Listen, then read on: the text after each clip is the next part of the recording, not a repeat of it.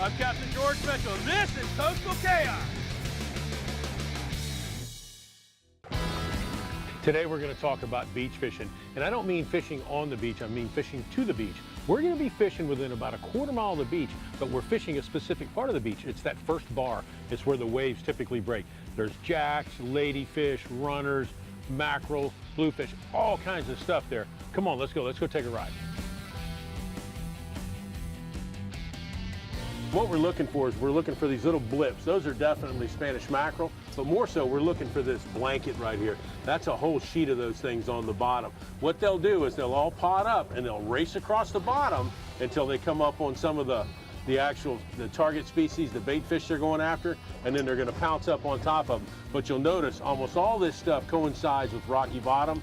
The beauty of the TZ Touch is it will display on the bottom, on the sounder bottom image, where you have rock and where you have sand. That's our rock right there. There's our sand, and there's a little bit more rock right there. Where you're going to find rock, you're going to find fish. Now, my tackle for fishing the beach is pretty specific. What we've got is a 7.5 foot, it's an 8 to maybe 12 or 15 pound spinning rod, but we're going to use colorful lures. We're going to use shiny spoons. We're going to be using maybe even some of these tube lures that are in the bright green colors. In addition to the jigs and the spoons and whatnot, we're also going to use some Spanish sardines, and as you can see, we got a double hook rig on him. Little piece of 30-pound fluorocarbon leader. We're going to try and imitate what these things are eating. Now we're looking for a Spanish mackerel. We've seen them on the fish finder. Hopefully we're going to get them to bite this. Ooh, that's a good mackerel there. Yep, that's a Spanish mackerel. That's a nice one. Notice the gold spots on his side. That's what denotes a Spanish mackerel versus a Cirro mackerel.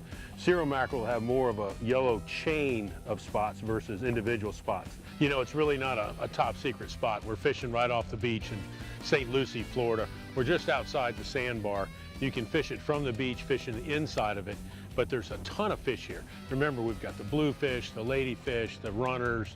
There's even some pompanos and Spanish mackerel. But there's a ton of fish, there's a ton of boats, but there's also a ton of fun. Come on down and join us.